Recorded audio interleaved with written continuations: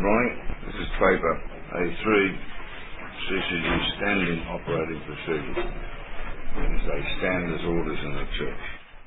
We have been for a long time working simply to establish the doctrines of the church and establish the papers that are necessary in order to explain the mysteries of the kingdom of God in the last days and to establish those doctrines in many languages. Many people cannot withstand the truth, and there are very few people called into the Church of God.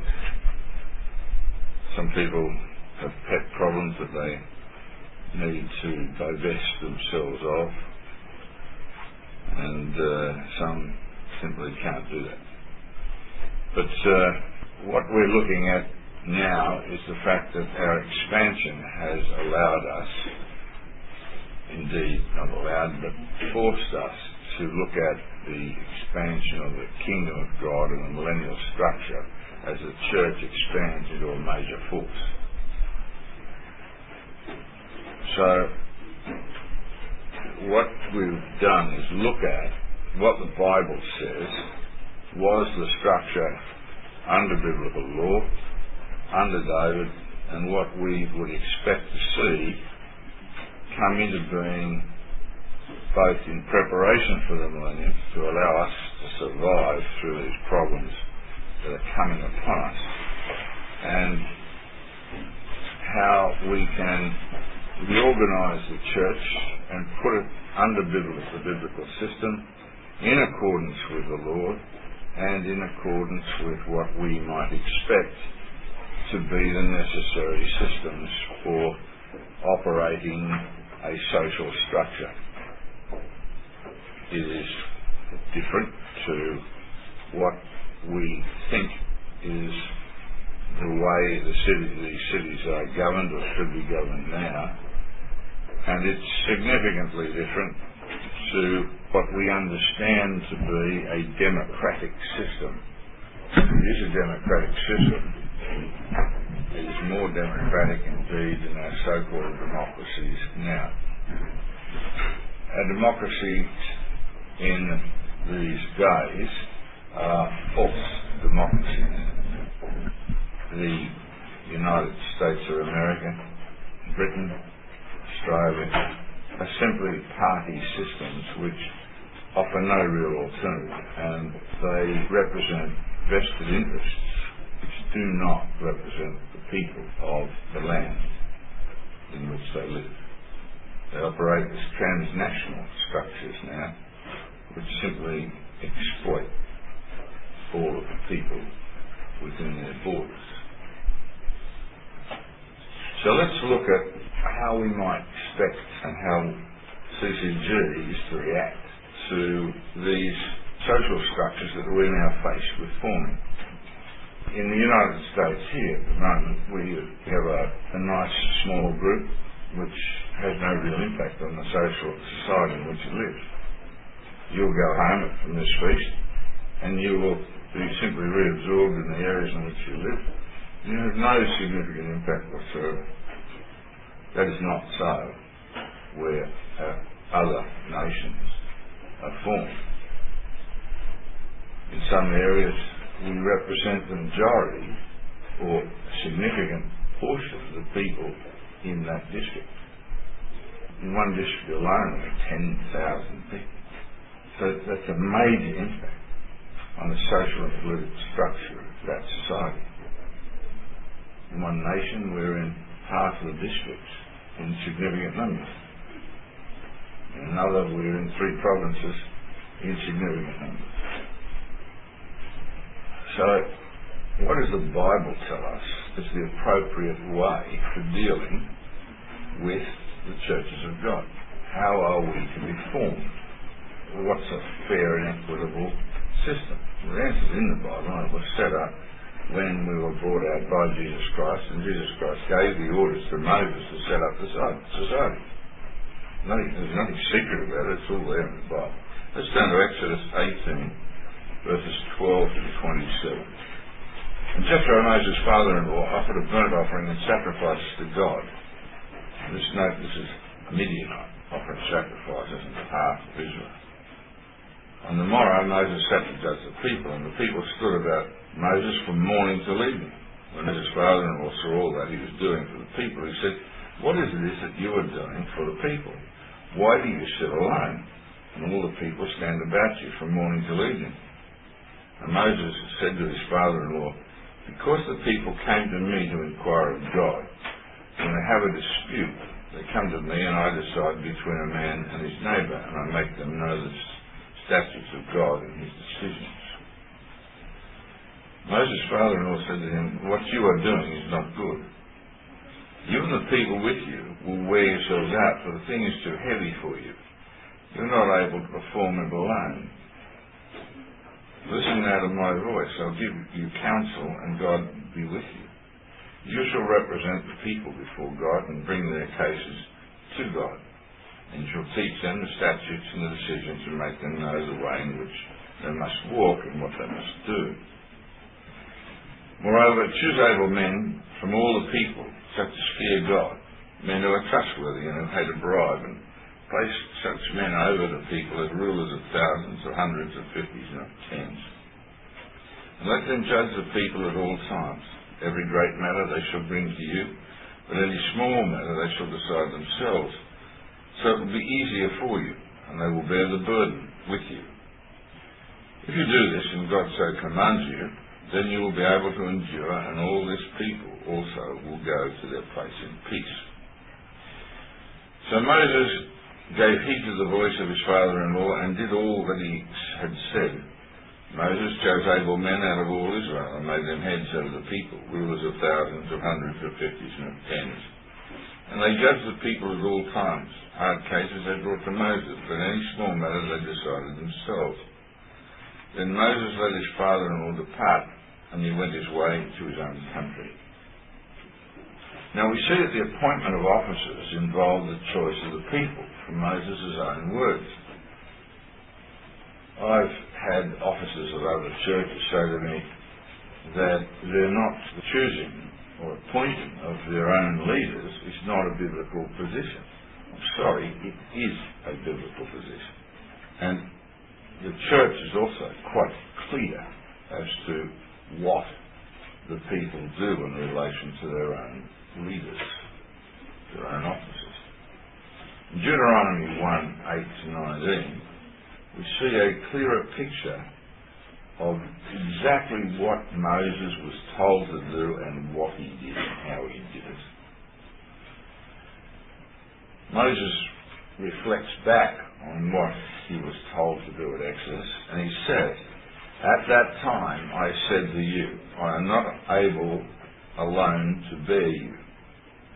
The Lord your God has multiplied you, and behold, you are this day as the stars of heaven for multitude.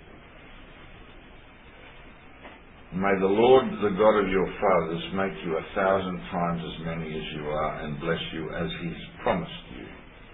And so this in the 40 years in the wilderness, they went from the specific numbers we saw in the Exodus to many, many more thousands as the stars of heaven for multitude. This points towards the growth of the church. The church will be overcome in the short term, and Christ will come to save us. But the church will continue to grow until we move into the millennial system, when we will take over the entire world. And we will continue to grow until that happens. He says, "How can I bear alone the weight and burden of you and your strife?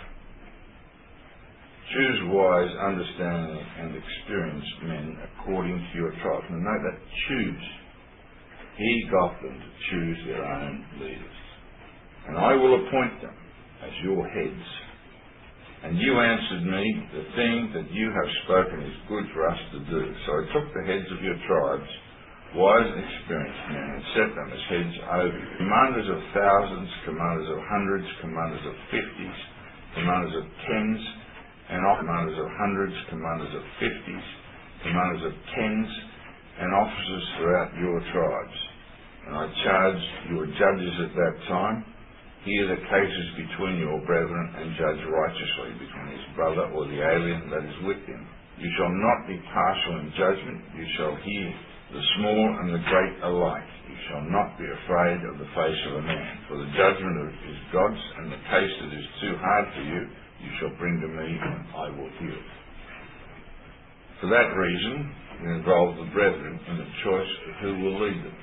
We have dispatched officers to many churches for the brethren to appoint new officers, where the brethren simply have had corrupt officers over them, and they have asked to come into CCG, and we have refused to credential corrupt officers. We will not tolerate corruption at any level for any purpose in CCG, and we will not tolerate imposition of corrupt ministers on the brethren anywhere in the world. So people are faced with that as a problem. That is the reason why every 7 years the ministry is re-credentialed, and they are re-credentialed by consent of their own people. Right? And you have seen, those of you that were here in Passover of 2005, you participated in the removal of an officer from the church. Right? And he was not re-credentialed. So you have first-hand knowledge of that power and its exercise. If that power was exercised by the other churches, I think there would have been a lot more officers not re-credentialed over the years. But nobody else has given them that power through its constitution. Now this is, in terms of standing operating procedures 1, in section 1 at 1, thus from the example of Scripture, each national conference, as it is able, is to constitute under the administration of its board the organisational structure of the captains of thousands. Each thousand is to be internally comprised of structures of hundreds and of fifties and of tens. In 113, the structure shall be comprised of males who are adult according to the Bible model of adult males over the age of 20 years. For males between the ages of 20 and 50 years are eligible for all active operations as classified fit for service. Males between the age of 50 and 70 are classified as fit for auxiliary service. Serious medical disability provides exemption from service. Females are organised in association with the male core units in women's services and may be allocated to activities to assist in catering general health, welfare, hygiene, women's affairs and child education matters as required and as circumstances permit. This organisational structure is designed to implement the biblical structure and be able to undertake any activity required in any social structure. Section 2, the National Chairman is the Commander-in-Chief of the structure acting with the committee. So there is a National Committee which under the Constitution which governs all actions and activities within the National Conference. This structure is responsible for that committee. Each thousand is to be known as an Aleph, or family unit for operational purposes. This derives from the Hebrew word for ox or family and also the numeral for 1,000. Units will normally be formed from districts and townships. They are to be known by the name of that district or sub-district or its allocated unit identifier. The organisation of the unit is at Appendix 1. It is in fact an aggregation of hundreds or parishes that form a basic shire unit. This is not a new thing within the English-speaking people. The system of hundreds still exists in England and Australia, and I think within America. 100 was basically synonymous with a parish and has its origin in the biblical hundreds of this legislation. The Anglo-Saxons brought it in from the Middle East when they came in the 2nd century. When a church exceeds 3 subgroups, that is, above 150 able-bodied men, a new church would normally expect to be formed from the 3rd part and partial subgroup. You're faced with the fact that we have to grow and expand, and we have to be flexible enough to be able to develop these larger organisations as we grow. So flexibility must lie within the initial organisation. Depending on the area, the adjacent subgroup may give up some 10-man sections to form the new church. Between 100 and 150 men, and the subunits from under may form a three-group subunit. A church consists of two or more subunits depending on proximity. In such case, the commanders of hundreds assist the senior coordinator. It is undesirable that single congregations are overly large and impersonal. We should avoid having more than a manageable local congregation. And when we become all pervasive in the planet, you'll have your local streets and communities and congregations, and there will be a church area and meeting hall virtually within every group of 100 people. Will become family units, and your local district will become a 1,000-man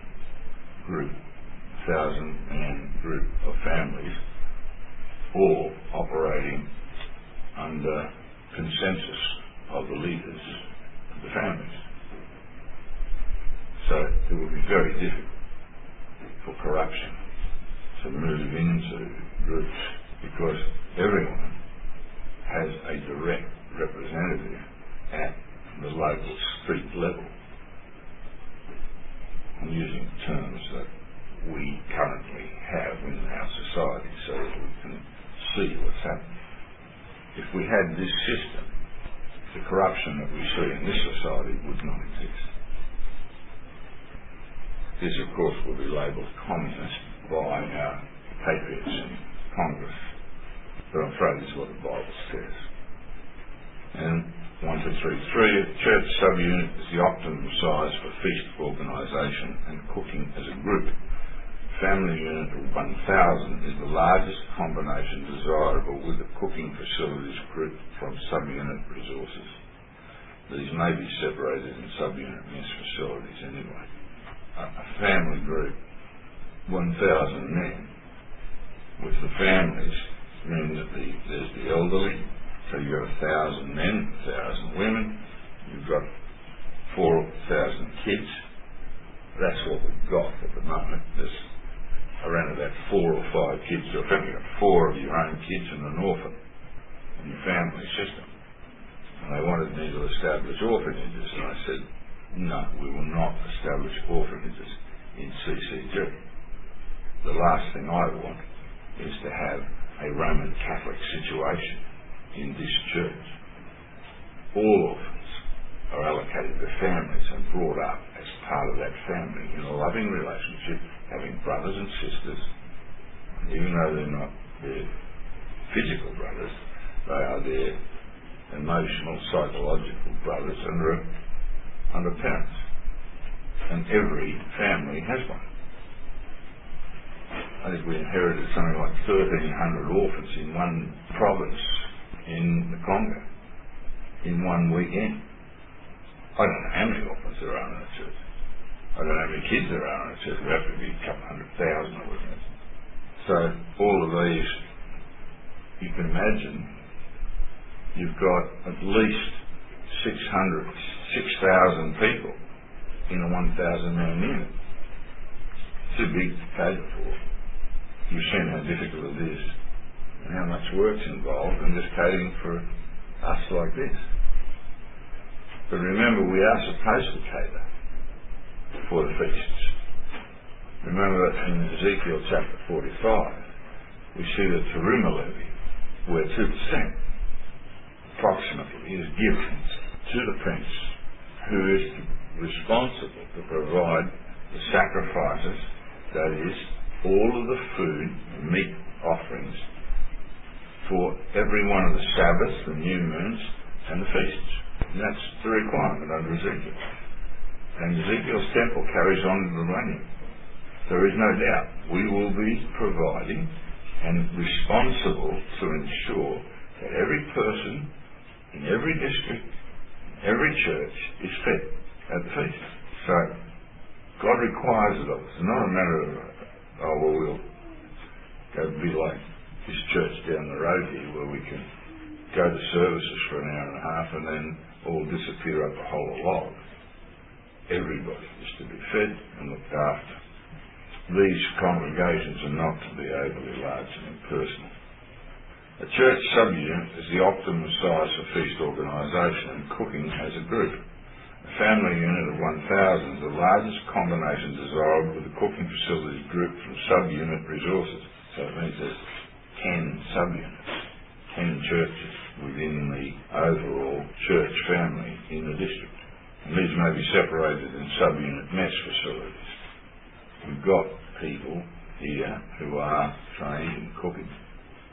This organisation fits naturally in my understanding because I was trained as a soldier. And this is an army organisation, there's no doubt about it. It's the army I've got. Most discipline and control matters can be handled at this level or referred on for more serious matters. So each level can resolve disputes. You've got a local area matter. The captains of 10s and 50s can resolve it, but it should be resolved at the local church. Captains of 100s, and certainly it should be resolved at the unit level, that is, by the captains of 1000s. But we'll deal with that, the establishment of a judicial system within our society. We should be able to resolve all disputes in the church justly and equitably. And if we can't, if we are judging impartiality in respect of persons, and people have to appeal to Gentiles, to the so-called just court system, we fail. We should be able to resolve the dispute on a much fairer basis than we are likely to get out of a court of law with less cost. That is, our costs should be nowhere near this parasitical legal system that purports to organise our society. There was no legal system under Moses where he appointed these leaders. They didn't charge to hear matters, and the biblical laws are implemented by the people in charge at the various levels. Commanders of church coordinators were the unit commanders known as the senior coordinator. Each church subunit is to be divided into subgroups of 50 men under assistant coordinators. Each church subgroup is to be further subdivided into groups of 10. The Hebrew word is eser. 10 males under the command of a deacon, administrator, or an acolyte. Subdeacon is a trainee minister. So at every 10 people you've got a deacon administrator or somebody is selected as a trainee minister to go for higher ranks. An assistant may be chosen as an assistant to the subgroup commander from among these groups. This group is a normal basic group for the Passover meal in the evening of 15 Abib, the first month. So you don't have to worry about who we're going to. I can remember inviting people to the night to be much remembered, and it was always interfered with, and in the end we were allocated people on an ad hoc basis that basically the ministers didn't want to organise or have in the social structure. So I guess if you ended up at my place then you were probably on a social outer. But this gives us a standard unit. If you are part of the system, you have your own leading structure, 10 families, and that's normally allocated or to a family. And it was always between 10 and 20 people to the Passover lamb. And that we're not counting the kids at that stage. So a lamb will do about between 10 and 20 people. So your captains of 10s, you've got them and their wives and their children and their elders. So you may even have to, if there are more elders, you may have to divide it into two lambs. That's catered for within this structure, and the tent itself organises its own Passover meal. Married females are subject to their husbands as an act of submission to the Lord, from Ephesians 5:22-24. Widows and unmarried females not living with their parents are coordinated by deaconesses who report to the administrators of the subgroup and the church commander. All officers are appointed at the direction of the Coordinator General and the National Conference Committee. Right, so that people select their officers, and then those officers are credentialed by the National Committee. And if the World Conference has got an objection to some particular officer, they may say, well, why are you appointing this officer? He may have been involved in some irregularity or something, but that would be very rare. I don't even know who our officers are. We've got something like 1,000 officers at the moment. I have not a clue who some of them are. I'm flat out remembering the names of the area coordinators, let alone who their subordinates are. And, you know, it's surreal for you sitting here where you've still got the same people you had 12 years ago, and a few people are coming and joining on an irregular basis. But that's not what's happening elsewhere. All officers are re-credentialed every 7 years at the sabbatical conferences provided for under the Constitution. The appointment of elders or bishops is to be by the Coordinator General with the consent of the Board of Elders of the World Conference. We only raise people to bishop with consent of the World Conference. Let's look at the higher organisation. It's clear in Exodus and Deuteronomy there are captains of tens, captains of 50s, captains of hundreds, captains of thousands. Who coordinates and controls this organisation above these thousands? What does the Bible say about it? Well, the Bible gives clear direction. The Bible is a comprehensive document for the control of society, and it's here a little, there a little, and you've got to look and find out just how did Israel organise itself under David and under Moses. Because that's the key system which is going to operate. Because those guys are going to be there in the first resurrection, running the spiritual house. We'll be working for them. All you people will be allocated to spiritual units under David. And the system David operated as king of Israel, and the biblical structure appointed by Moses will be the structure we will be operating on in the millennial system. As CCG has nations with more than 20,000 people and thus more than 10 units, it will be necessary to organise those into areas with area coordinators for each state or province or designated area. These are not to be confused with regional coordinators over more than one national area appointed by World Conference for missionary purposes. We have regional coordinators which cover multinational groups. The usual structure of the higher formations are listed in Scripture. David's key men were 600 from 1 Samuel 23:13.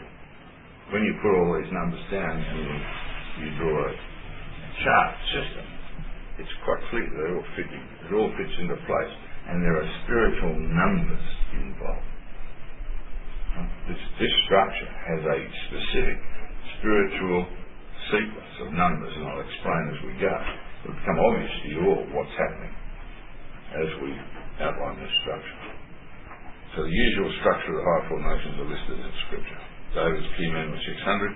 They were organised according to the mighty men of Israel. CCG has national committees of 12 people. These are responsible for the national operations of the churches under their national command. The chairman of the national committee has supervisory control and is the commander of the three. 2 Samuel 23:8-17. These command systems, there is a change to these charts that I'll make one of the charts. Yes, on the back of page 8 of this charts, it's divided into the national conference, and it's divided into thirds. You see that? First third, second third, third third. It's divided then into the 30s, and there are 10 groups. But there should be a commander at the top. Where it comes down from the national conference, it should be the commander and the second. There are, in fact, 7 groups, 7 people. The 30 is actually the 37. You'll see that in the Scripture. There are 37. And you'll be able to fit that on page 8, on the chart of page 8. The 600 of the central command of the nation are commanded by the 30, plus the 600 are divided into 30 groups of 20, equals 600.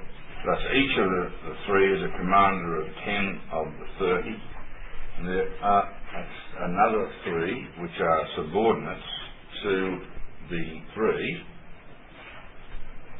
which are there to our search.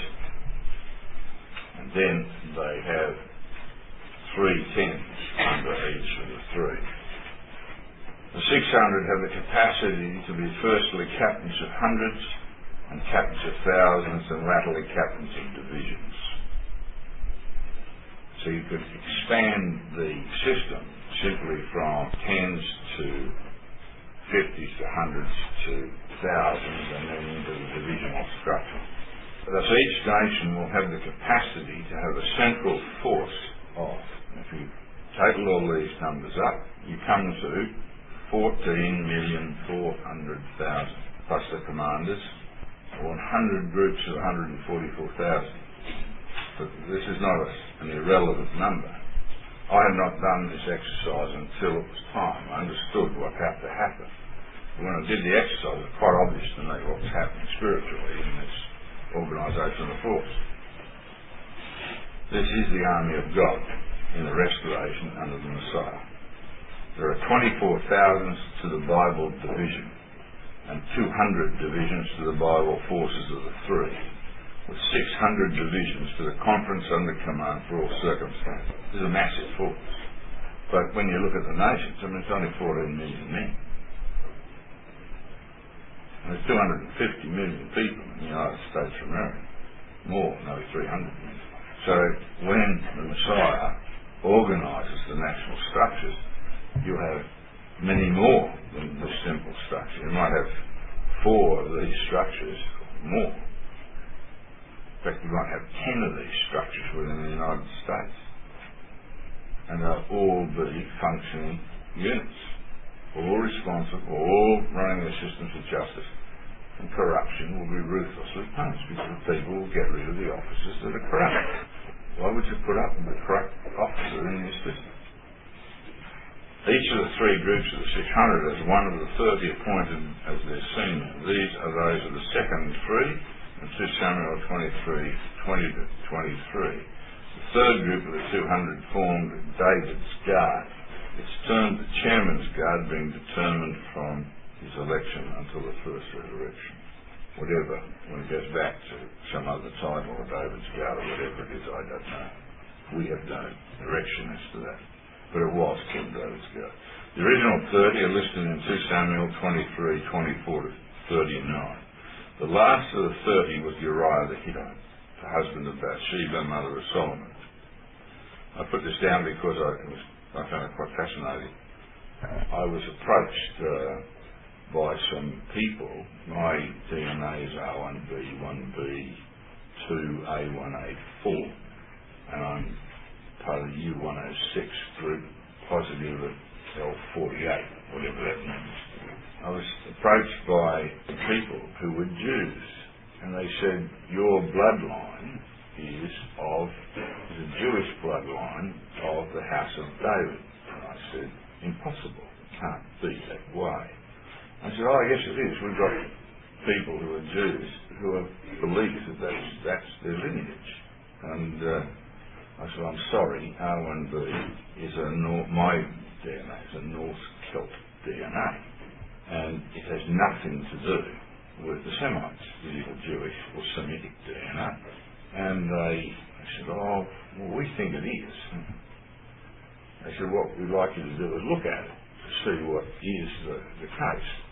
So I got on to Bennett Greenspring and at the University of Arizona, and I had a discussion with him about R1B, and I said, have you got any R1B DNA amongst the lineages? Do you know what the Davidic lineages are? And have you got any R1B in the Davidic lineages? And he coughed. Well, actually we do have. So I'd gone on, I'd looked for some of the Davidic houses that I knew of, and their pages on Y-Search were not available. They'd been just disappeared off the Y-Search, and the thing come up, the search is not available. And I said, have you got any O&Bs? And he said, well, as a matter of fact, we have. And I said, what's the story? Well, he said, there's the two major royal family houses of the Davidic lineage. And he said, well, House of Diane, we tested the House of Diane, House of Shealtiel, and they're R1Bs, and there's even an R1A amongst them. And he said they requested privacy, of course, because the implications of it. The two major branches of the royal house of David are actually this R1B, which is a Hittite, a Celt. So I sat down and I tried to resolve the problem. How can an R1B lineage, this Norse Celt U106 group, for instance, that I can get into the house of David? Well, the answer is pretty clear to me. There's only one way that it could have got into the house of David. That is through a Hittite serving close to the house of David. And there's only one Hittite that got into the royal family, and her name was Bathsheba. And it makes sense to me. That's why Uriah, the Hittite, who was one of the 30, didn't go back to Bathsheba because he already had a son. He didn't need to be concerned about producing his own lineages, and the biblical law is quite clear that you're allowed to produce your own child before you're committed, but he was one of the 30s. The only way that this Hittite, this Celt bloodline could have got into the royal house of Israel was if Uriah already had a son and Bathsheba took that son into the royal house and married one of the daughters of Israel. Because these guys all have the genealogy, but it's one twist with the genealogies is that the Jews do not list females in the genealogies. So the female's husband is listed. So the son of David would be his son-in-law, his name was mentioned, and then the genealogy would go down. So they would not have a clue that it came, the passage of the lineages came from the females rather than the males. It's the only way that I can explain how R1Bs and an R1A got into, and it must have been that this Hittite lineage split after 900 BC from R by R1 basic into R1B and R1A.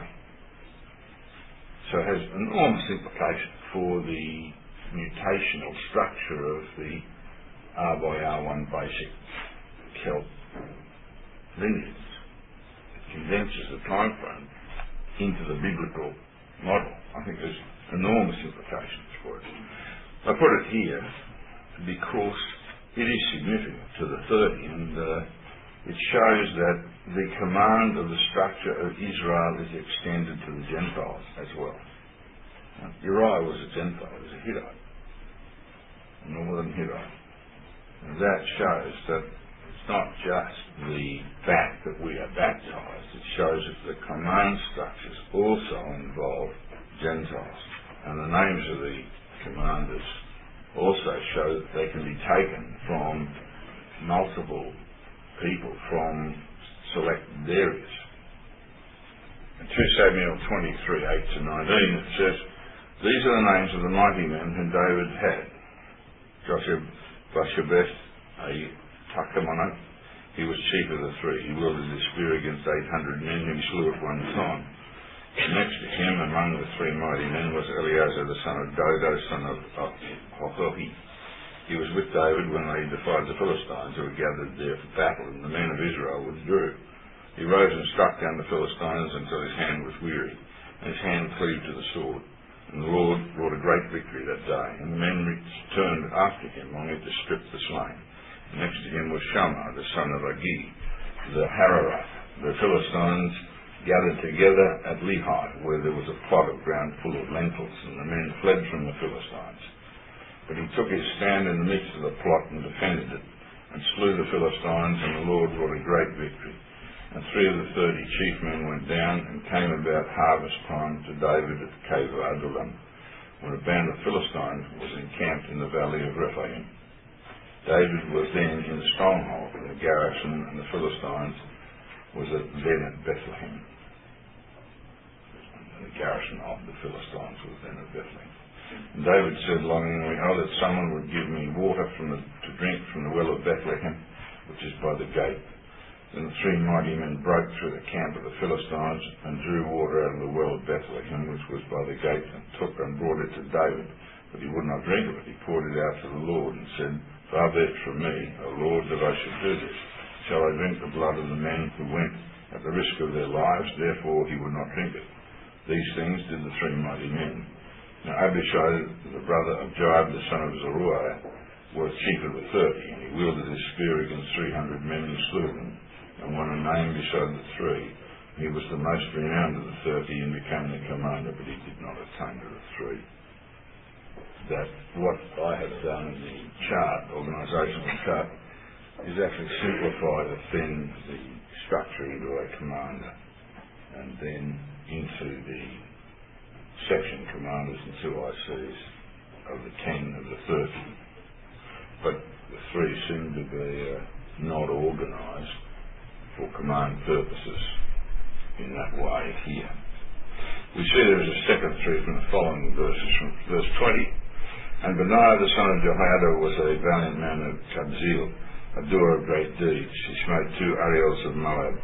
He also went down and slew a lion in a pit on a day when snow had fallen, and he slew an Egyptian, a handsome man. The Egyptian had a spear in his hand, but Benaiah went down to him with a staff and snatched the spear out of the Egyptian's hand and slew him with his own spear. These things did Benaiah the son of Jehoiada, and won a name besides the three mighty men. He was renowned among the 30, but did not attain to the three. And David set him over his bodyguard. Ahasuerus, the brother of Joab, was one of the 30. Elhanan, the son of Dodo of Bethlehem. Shammah of Harod, Elika of Harod, Helez the Palahite, Ira the son of Ikesh of Tekoa, Abiezer of Anathoth, Mabunai of the Hushathite, Zalmon the Ahoite, Maharai of Netophah, Heled the son of Baana of Netophah, Ittai the son of Ribai of Gibeah of the Benjamites, Benaiah of Pirah, from Hidai of the brooks of Gash, Abial Bon the Abathite, Azmaveth of Bahurim, Eliabah of Shalbon, the sons of Jashan, Jonathan, Shammua the Harahite, Ibam the son of Sherah the Harahite, and Eliphaz the son of Agash, Bai of Maacah, Eliam the son of Ahithophel of Gilo, Ezra of Carmel, Parai the Abite,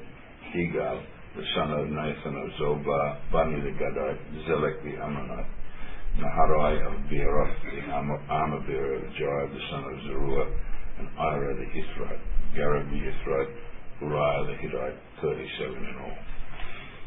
So you can see the structure lends itself to that organisation, and you'll see there are Ammonites in there as well as Hittites among the 30. And you'll see that there are people who come from the same area. So it's not allocated simply by districts. If you have men of worth, they can come from the same area and be elected and appointed to those areas, and if they are Gentiles, they can also be appointed. There's a spiritual lesson in these texts, also in the names as well as the locations and origins of these people. The text shows that 2:7 of 23:20 says 2 Ariels, or lion-like men of Moab, were slain by one of the 30. However, the only other place where this word is used in is Isaiah 29:1-2, which refers to the city where David lived. The name for Jerusalem is Ha'el on old Egyptian monuments.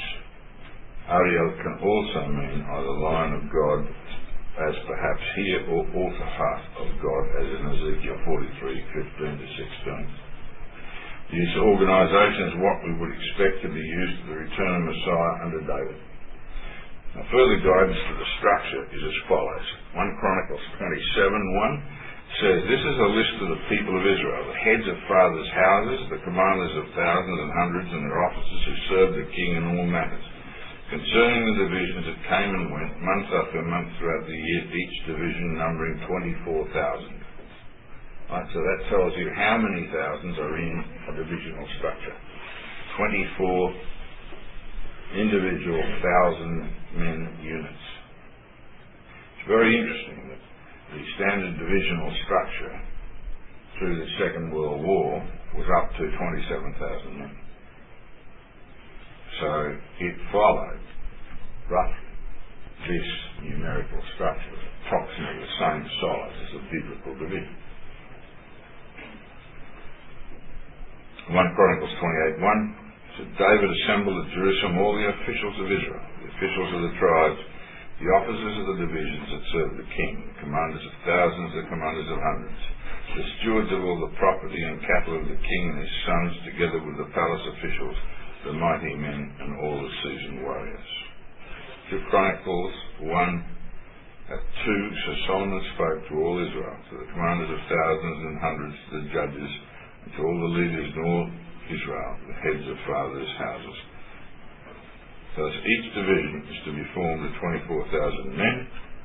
The judges are not part of the command system, so there's a delegated authority at specific levels, but the judicial function of judgment and appeal is isolated into a judiciary which runs in supervision of the power exercised by the commanders of thousands and the divisional commanders. So all these things, just these simple throwaway lines, tell you what the structure of Israel was and what its system of administration, its courts of appeal, how they operate. It tells you what is expected of us in establishing the army of God to go into the millennial system. It tells you what the system of justice is to be. Now, in 1:413, they are to be rostered for duty and service by month as per the biblical divisions. Now, until 24 divisions are formed, the captains of thousands are to perform the duties of the divisional commanders with their thousands.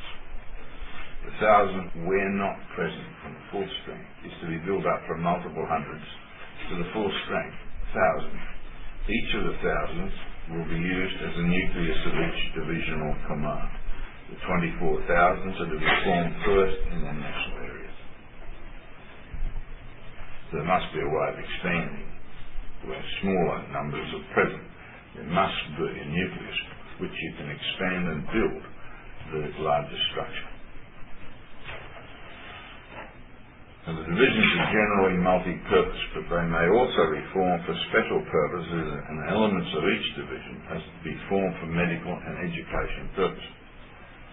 You cannot simply ignore the structure of education and the structure of health, supervision, welfare. There will be slaughtering requirements, and the priesthood was responsible for slaughtering and health requirements under the temple system. So we have to have our own health supervisory systems, our own medical systems, our own hospitalisation. We have to build schools, hospitals. They don't exist in many of the areas where we have people. We take it for granted. You get sick and you get some medical attention. But you only do that when you're part of the system. And here in this country, your health system is not really good. You cannot guarantee health for anybody. And in Africa, I'm afraid, it is very difficult indeed. India is the same. So we've got a responsibility where we are in enough numbers to train our people, go to universities, train them in nursing, medicine, in education, different sciences, and in trades and other matters. So universities are to be formed as a core structure of the education, medical and scientific processes and the social structure. They may also be manned from the auxiliary units. There are a lot of people who are over 50 and still teach and perform these higher functions. All females are to be educated. And you say, well, why do we need to say that? Well, because we didn't need to say that, because there are some nations that where people, especially Muslim, such as the Taliban, are saying that females are not to be educated, and they are closing down schools. And females, they have a dreadful fight to get educated. Our job is to ensure that these people have education from the time they're children. Our biggest problem is literacy in the church. At the moment, we're all reading. Everybody can follow this, and we can read our Bibles, but we've got a lot of people that aren't literate at all. They're totally dependent upon their leaders and teachers and other people to explain the biblical structure to them. They have to read it. We have to give tapes to them so they can understand. Some of them speak English, but some of them don't speak English either. So you've got an illiterate person who speaks only Luo. We've really got a problem. We've got to isolate and educate these people. But you can get them, if they speak Kiswahili, that's fine. A lot of people, these people aren't intelligent. They are. Some of them speak 3 languages, but they don't read and write. Some people speak 4 or 5 languages. Most of those people read and write. But you can get somebody who speaks, for instance, if you're in Kenya, you can get somebody who speaks Luo, and up the road are the Ekagusi speakers, so you pick up Ekagusi, and at school, early school, they teach you Kiswahili and you pick it up around the traps. But the fact of the matter is, a lot of them don't get to school because they can't afford the fees. And if you're a disabled person, if you're deaf, you've got real problems. We've given a young girl who was bright and did very well at school, who is deaf, a full scholarship to the institute in Nyanza province to go to school so she can do her high school education and get her into university. So she's on a full scholarship now. And there are other people that we have. Teachers, I've got a couple of teachers in the college, in the university. And they'll establish schools when they get out, and we'll put them into the schools up in the north. Because there aren't any schools in some areas.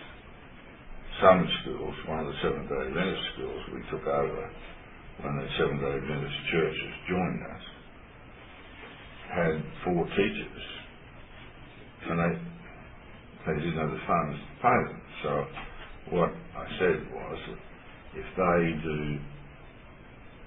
each thing for the translations from English to Kiswahili, and that provides their wages so they can teach the kids the translations of the English and the Kiswahili. So the kids learn English and Kiswahili. The teachers are paid for doing the translations. And the school functions with the 4 teachers. And it doesn't cost us as much, and we're getting the translations done and up on the web as well. So that, to me, was the most efficient way we could help them establish a school. And it works. But we're going to have to do all of that in this structure. And you would be amazed at just how the small tithes that are paid for in the developed countries, how far it goes, what we are doing with just the tithes we have. And it doesn't seem as though we have much power, but properly exercised with no wastage. I don't run around Africa every month, big time on myself. I sit at home and we get people on the ground to do the job, and we pay people what is a fair wage in their country. And so, if we had the ties of living and united, what we would do is anybody's guess. Their budget was 22 million each year, united. What will we do with that? I said, we've done what we've done on peanuts. And Leslie said to me, what amazes me is where the peanuts come from. And that's true. That's true. Always when we need something, we get the funds. Always. We only get what we need, no more. And this is a spiritual force, and as we develop these, we've already had approaches from one university. I've spoken to two others, that is, I've written to them, and I've spoken to the deans, and I've spoken with the university in Australia. So one university has asked us to participate with them and to establish an educational facility there. What I'm trying to do is establish a distance education facility. And the University of Maceno and the Moore University at Eldoret have their senates considering establishing a distance education system with us. Anyway, we'll go to 1415. The national conferences are to appoint designated judges and advocates to deal with matters for judgment, and in resolution with the appointment of tribunals to hear matters not resolved within the unit and divisional areas. I didn't spell out what the powers of delegation are. I think that needs to be a separate SOP. It needs to be dealt with by people, by giving consideration to the judicial process. But this process is not unique or new. For instance, the Jewish community runs its own courts, and people in the Jewish community go to and abide by their own court decisions. And so it should be with us. We should not be going to Gentiles for judgment. If we cannot get justice in the Church of God from our own peer groups, then it's a poor lookout. And under the court system, it costs thousands upon thousands to get some shyster lawyer to represent you and still lose. It's a very serious matter. We should be able to look after each other and make decisions which are binding by the community on a voluntary basis, where everyone agrees to be bound by the decisions of the church, judicial groups. And the only way you can do that is by making sure that every decision is just and not in respect of persons. Now, the final court of appeal is the World Conference Board of Elders on Principles of Law. The World Conference should not be concerned with whether you've got your neighbour's dog or your neighbour's dog's digging up a fact of the matter. It should be on principles of law, where you determine what the principle involves. How much, for instance, does the Bible require somebody who's stolen something to pay? The answer is 4 times what was stolen. Right? Compensation, you set systems and principles. So you don't make findings of fact. You make findings on principles of law when you review a case. And the whole body of the church is to be bound by the decisions of the church judicial process, which is to be bound by biblical law and principles. And we will build up a series of case laws as we go. Areas may be formed into organisations with province or state coordinators so designated, or into multi-area formations with formation commanders so designated. They may be formed from any part of the divisional structure as circumstances dictate. Now, where 3 area commands exist, they report directly to the national coordinator. Where more than 3 area commands exist, they are formed into divisions of up to 24,000 men. There are to be 24 divisions to a specified area divided by 2 divisions to a delineated area within nations. Districts may be grouped for such purposes. Thus 576,000 men and their families form this core force. This might be all pie and sky stuff to you, but At our current rate of growth, within 2 years we will have this structure. By the Passover we will be bigger than the worldwide Church of God was at its peak under Armstrong, with all its millions. We'll have the people, we won't have the funds. God will give us just what we need to do what we have to do. We have to operate outside of the beast structure. So it's going to be difficult, but we're going to do it. There will thus be 2 divisions rostered on duty at all times with the area that shall be within the area.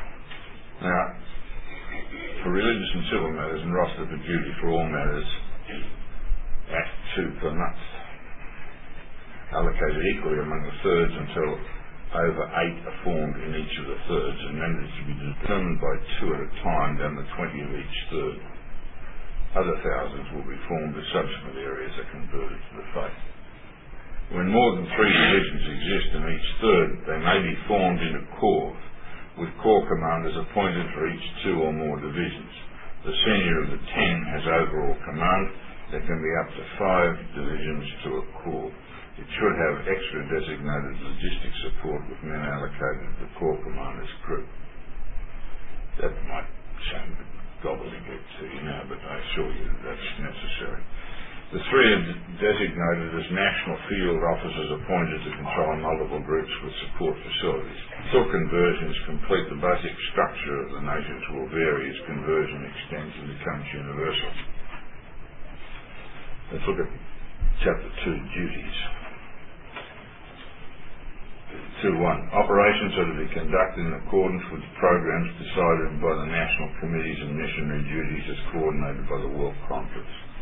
These duties can include 2.1. Construction of buildings within areas as directed for use as housing, schools, hospitals and livestock as determined. 2.2. Construction of farm projects as determined, including fish farms, fishing co-ops, chicken farms, livestock farming, milk production, fruit and vegetable production. This is not pie in the sky stuff. That's already underway. We already have 2 fishing co-ops in Kenya, a series of fishing operations in Uganda, and a fish farm already dug and ready to be stocked in western Uganda. We have chicken farming operations. We have maize milling projects and maize growing operations. We have onion growing projects. We have seamstresses working in clothing rehabilitation production. We have used clothing facilities like the Salvation Army units already operating in Uganda through multiple districts, and will extend into Kenya next year. So it's already underway. But one of the Sunday worshiping groups coming to me, the leader said to me, "This is the most organised system I have ever seen." He said, "Administration of CCG is fantastic." He didn't use the word fantastic, but he was eulogising the administration. So people say what they like about us.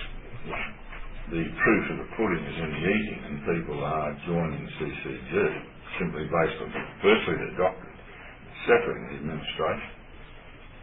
2.13 is conducting education facilities at all levels. 2.14, erecting and conducting medical and hospital facilities. 2.15, media distribution and erection of media facilities as directed by World Conference and National Conference in accordance with the Constitution. 2.16, undertaking construction and heavy machinery and operational and training facilities. 2.17, operating food and clothing assistance programs. 2.18, operate plants for the production of building materials. 2.19, operate workshops for the production and maintenance of IT equipment, reproduction and communication facilities. 2.10, operate transport facilities of all types. 2.11, operate and maintain heavy machinery. 2.12, operate and maintain plants for the production of energy, water and waste elimination or sewage. Justice. 2.11. A chain of command and discipline is to be formed with redress and appeal at every level.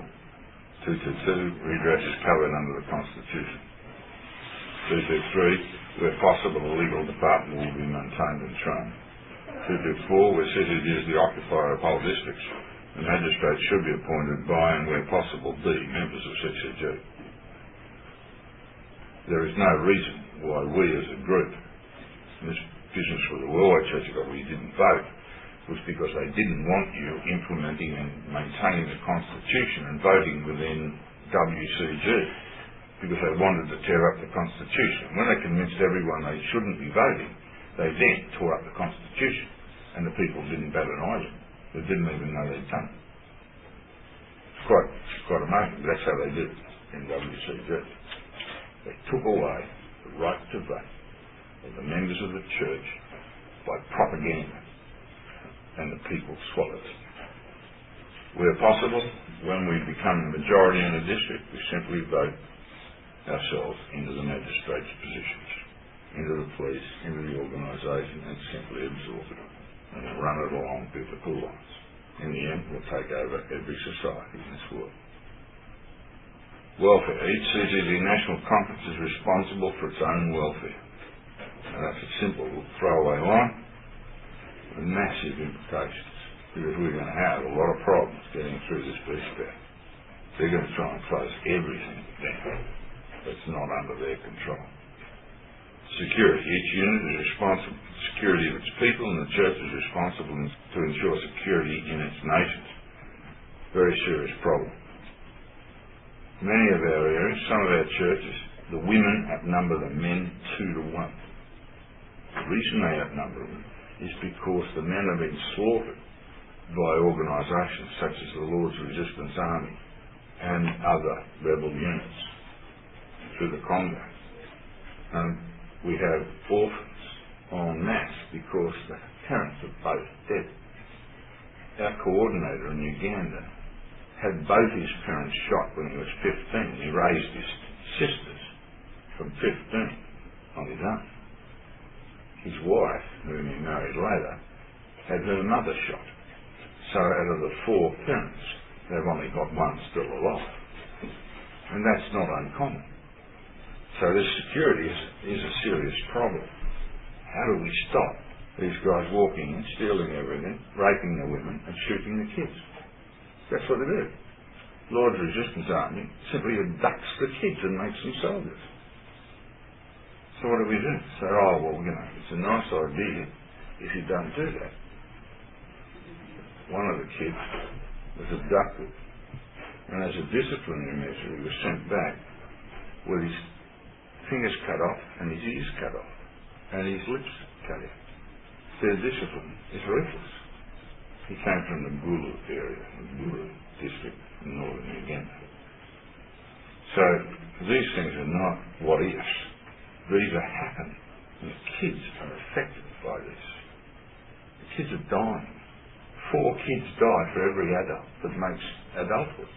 Most of them die from malaria. In fact, I think it might be that the 4 kids die from malaria for every adult that reaches adulthood. That's why we get nets, mosquito nets, and we distribute the mosquito nets. We've all done a massive job. Most of the kids that I'm aware of in CCG have a mosquito net because we bought the mosquito nets and provided them. Training. Each national conference of CCG is to select and train its own people as far as possible. Now, what we'll do is isolate the best, most capable of our children by aptitude, and then advance them in education as far as we can. Ability should be tested and vocational training assisted at the highest possible level. Females are to be skilled as far as possible and have the same education opportunities as males. That means not as far as it's possible to educate them, it means as far as they can possibly go. That is the meaning of the words. It suddenly occurred to me that people might be saying, as far as possible we'll educate them. No, I meant they'll educate them as far as they are able to progress. National areas of CCG are to use their material production and construction capacities to erect training institutions and educational facilities. These facilities can double as church buildings, as they are not to operate on Sabbaths, New Moons, and feasts. Training is to include all aspects of electrical, mechanical, and construction engineering, as well as carpentry and plumbing and other manual skills, as well as higher forms of education. The real aim of our organisation, the church, should be to ensure that every adult, every child, when it reaches adulthood, is educated properly. When the children are married, the church helps them into a house which is constructed, and they then have an obligation to pay back the costs of the house so that it can be done for the next family. No child, no young couple should be crippled by mortgages, by working all of their lives for banks and corrupt, evil people. We are not slaves. We will all be free men, and no man will make us afraid. This is the organisation charts. If you look at it from chapter 1, now these were down, I looked at these as what really are necessary things,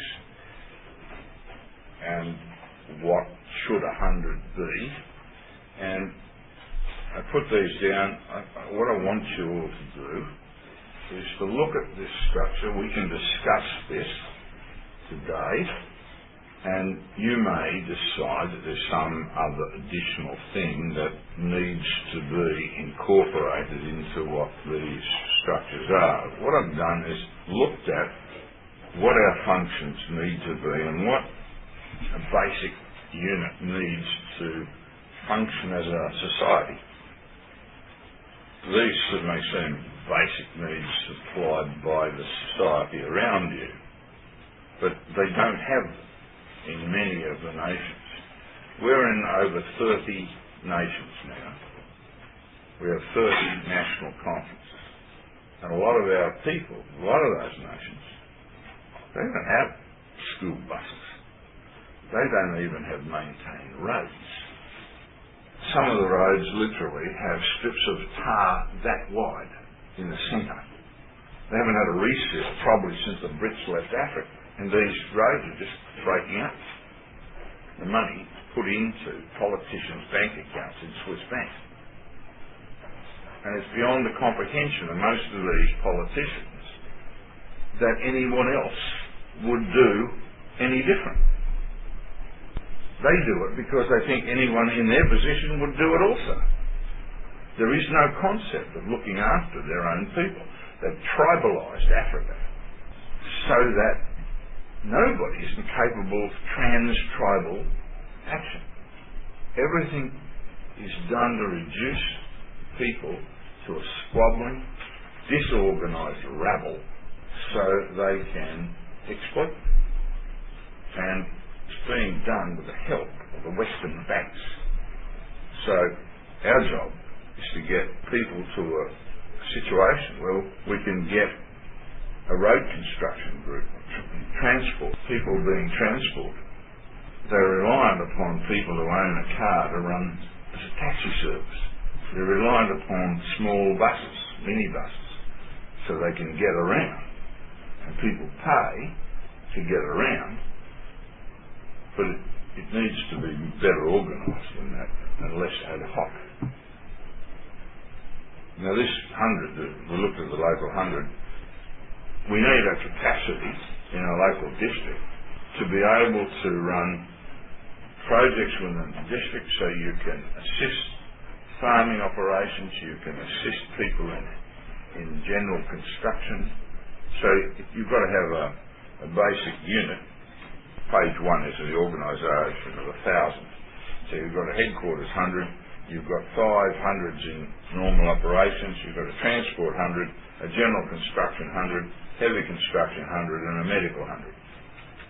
So each district would expect to have a basic medical facility, a construction capacity, that is a general construction unit can build houses, and the heavy construction that can set up schools and concreting and various other things. Now, the 50s are grouped of 5 groups of 10 in each of the sub-units, so a 250s to 100 obviously, and what we've done is simply allocated them on a simple basis. One of the things is because everyone will say, okay, well we're doing that now. What we want is our transport, requisition transport. I'm afraid they're going to have to buy it themselves, and it's not a matter of these things being provided on a wish list. I'm simply producing what will ultimately be necessary, and they're going to have to be paid for from the operational systems ties of the church in their own areas. In the local church organisation of 100 men, you've got two tender groups, and what I've done is put a headquarters section and these three field sections and an admin section, and basically use the necessary maintenance and operations. There are things, for instance, like they need deep bore latrines and they need wells dug because they don't get any water. So they need the expertise. So I'm trying to set up a well digging operations so that we can send a team in and help these guys, teach these guys how to dig a well, how to establish the support around it, how to cover it. And these are simple things. A lot of these guys don't have the technology or the capacity to even build wells. They've got strong enough to dig a hole, but they need the knowledge and the capacity to do it. And some of them are sick. For instance, our assistant coordinator was one of these well diggers, but he's got TB, so I had to try and put him on light duties. And so we've got the Luau Kids Bible translations underway, so he can get over his TB and he can translate. He's not able fit to go out and dig holes. All these things have got to be taken into consideration. We've got to try and make strength productive and weakness irrelevant. So unless somebody's sick, we've got to try and get them well. We lose people because of the diseases and the problems they face. So, a lot of my time is spent in administration now, whereas before it was not. And fortunately, I've had the past 4 years where I haven't had to go anywhere, and we've produced something like 100 papers in the last 4 years. And we're just about, I've got about 22 or 24 papers still to go to finish what I want to do, and what I think is necessary to be done. Maybe God will give us something else and give us, all of us, the next more direction, but that's got to be done. But we're nearly at the end of it. It's nearly finished. It's been a long, interesting road. It'll be 24 years in January next year. Let's look at the next one. Page 3 is a general construction, 100. Two tender groups, plans and concrete section, a carpentry section, plumbing and water section, a roofing and fencing section, and an electrician section. Now, hopefully, I've given instructions in Africa that all of our energy systems are to be animal-oriented. We're not to use heavy machinery. We're not to use petrol-based machines. So you might say, well, how can you do that? Well, the answer is you use oxen to plough. And we set up cooperatives using oxen and assist our other people, each area, with oxen, yoked for ploughing. That way, you haven't got maintenance, you haven't got petrol that you can't afford, and you've got animals that you can use for skins and meat. So, it might sound archaic, but I'm afraid that's what we're faced with. And in the millennium, we are going through the destruction of this planet, and we're going to rebuild it all up from scratch. So, trying to get all these things done, these fish farms, chicken farms, and everything built. But we need, perhaps we'll be able to establish large machinery on a basis where we're on bigger districts, where we've got more demand for it, where we need to put in our own roads, we need to get a grader, we need to get a dose and we need to get backhoes and whatever to set up our construction capacity, construct buildings. Everybody seems to understand the necessity of the circumstances that they're in, that they understand each of our solutions. We're trying to make solutions for each problem that fits the area's capacities. A lot of my military training went towards this as well. In Malaya I was putting goat on roy on capacities and village assistance levels, and in Vietnam I worked with the Americans also in village areas, defensive local areas, but also in assistance of local production, and I worked in defence headquarters in military assistance to Southeast Asia and East Asia. Fortunately I understand some of the things that are necessary and how to do these things and how to get them into place, and the sorts of legal problems that can occur. Anyway, on this stuff I've looked at the heavy construction 100, looking at road construction, and we are unlikely to be able to afford any of this in the near future. If I had 22 million in the United Church of God, we'd be able to put in the heavy construction 100 immediately in at least 2 or 3 nations. But we don't have that money. If we had worldwide budget for 1 year, we could do all this. If they had their budget for 1 year, $210 million a year. But we haven't got worldwide budget for 1 year. What we've done it all on is basically the income of one church, one of their churches, has been our income for 15 years, sometimes less. But God's made us in that way for specific reasons. But I think we will see a greater growth to assist us. Now look at the Transport 100 also. You need light vehicle groups, and all of these will grow in districts so that you've got, for every 1,000 and every division, you've got escalating core support groups, like buses for the mobiles and their kids, and like various other necessities for moving food and organising people. But we did do it without mechanical vehicles for a few thousand years. We did do it with horses and cars. And in those areas, we'll probably have to be faced with looking at doing it again.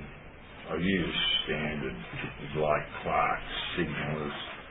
Clerk of works as an engineer, supervisor, then drivers and administrative personnel. In the medical hundreds, you can see on page 7, in a medical 100 in a local area, you've got a number of things that are necessary, like you need supervision of health and food, you need supervision of sanitation, provision of sanitation facilities, you need a waste management section, you need a recycling section, and these things might be so widely interested in these because they don't exist. And when we get organised, when we're organised as a social structure, we need to cater for all these problems. So that will break down, and society is going to break down. And in the second group, you've got a field section, a medical staff, nursing sections, equipment sections, and administration. There will be further development of these, but this is a basic outline. So everyone knows what they've got to do, and they will start organising people into groups, and they'll start getting trained, and we'll get people thinking about forming a transport corporation and various other examples. But it's the organisational thing to give them a vision of what they've got to do, what all of us have to do and look forward to. I suspect that we will continue to grow. As I said, current rate of growth by the Passover will be far bigger than worldwide ever was. And in 2 years, we'll be at the 500,000 levels. I expect that we could have a number in the millions in Central Africa within probably a year or two. There are 3 million, to my knowledge, there are 3 million people in the Congo who were part of the church movement that sought to establish the original doctrines of the churches in the first century, and they got it wrong. Those people tried, and I think once they see this, it'll just go. So let's hope and pray that we are given people who are genuine and who will work, and that we're able to organise these people on a continual basis.